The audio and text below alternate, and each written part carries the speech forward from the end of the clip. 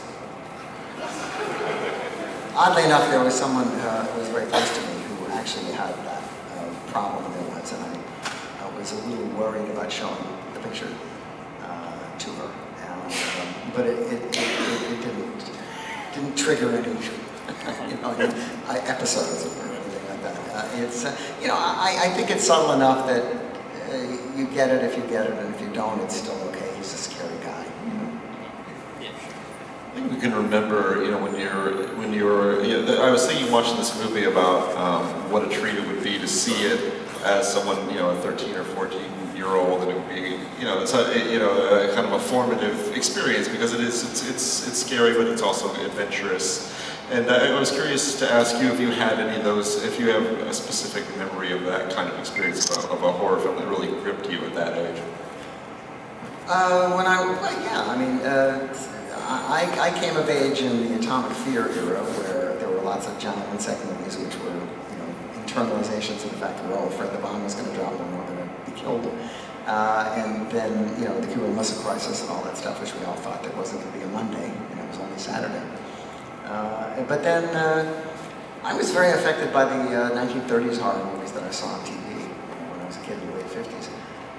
And of course, the Hammer Studios were making these very lurid color movies with lots of close-ups of the medallions on girls' chests. And that was very meaningful as well. I wouldn't necessarily be able to pick any particular picture or era, but I do know that, since this picture is already pirated on YouTube, as isn't everything, there are a lot of comments on YouTube from younger people, teenagers and younger teenagers, who seem to relate to it quite well. So that, of course, makes me think, well, geez, why the hell didn't they release it? But, I often think crazy things like that. All right, I've got some friends who live around the world. They said they begged me to ask you a couple of questions because they couldn't be here. So I'm just going to say them for the sake, but I'm not even sure you need to entertain them. 1, why are you so awesome? 2, why can't there be... Isn't that a question for Snooki or something? 2, why aren't there more gremlins in the movies these days? And 3, this isn't even much a question, it's a statement. Could you please pitch in my Gremlins 3 on the Warner Brothers lot idea? I'd be grateful. Well, there are still lots of Gremlins in the business today, but they all work at the studios. And as far as pitching Gremlins 3, as you might imagine, I have occasionally been asked this question. And first of all, there won't be any Gremlins 3 without Steven Spielberg saying, I want to make a Gremlins 3, because he is the sole arbiter of that franchise. As far as pitches are concerned, there have been a lot of pitches for Gremlins 3 over the years, sometimes by very famous people, and none of them seem to have caught Warner Brothers' eye.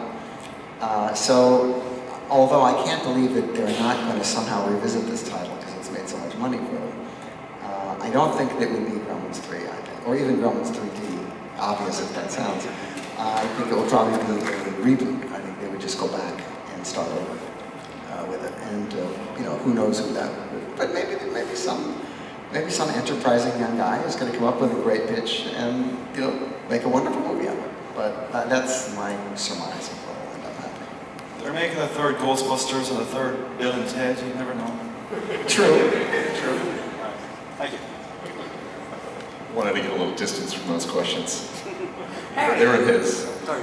A recurring theme in a lot of your films is about the point of no return. You have the Mogwai turning into the Gremlins, you have the men attacking the women and really having no point of return, and the Screwfly solution.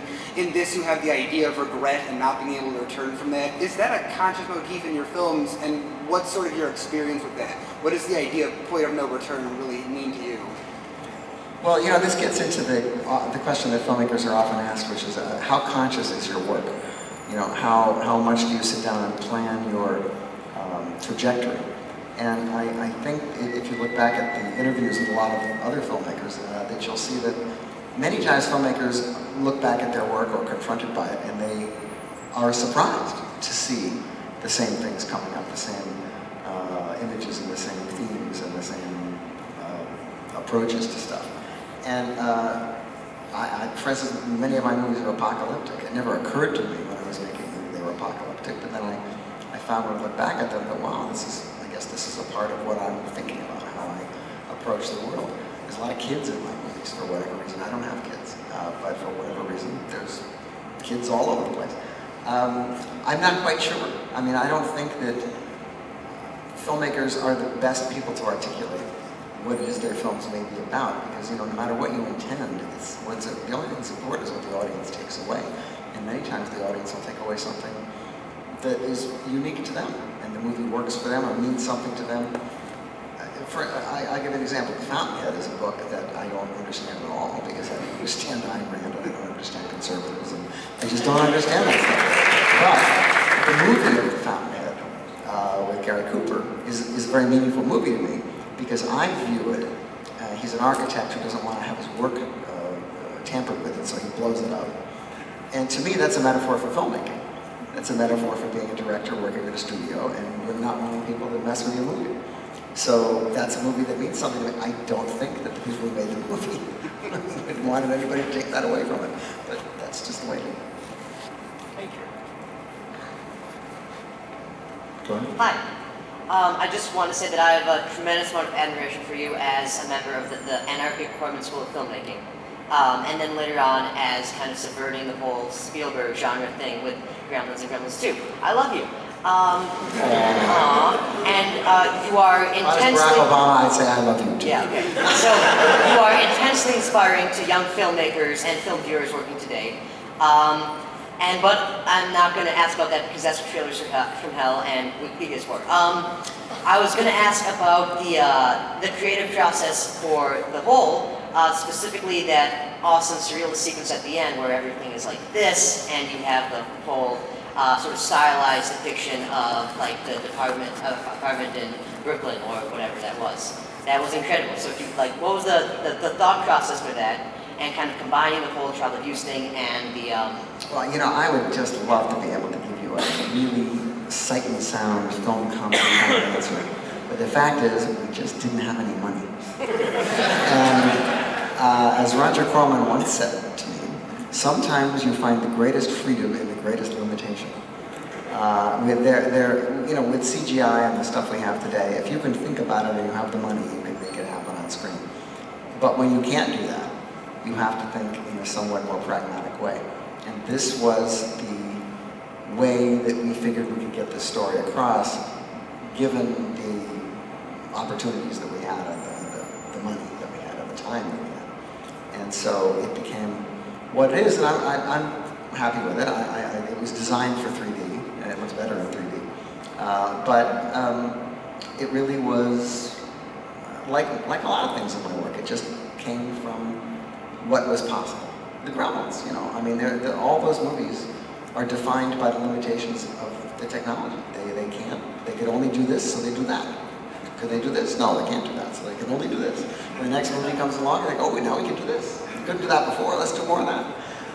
But it's, you know, you just make the best of what you've got and try to make the best movie you can. Okay, thank you so much.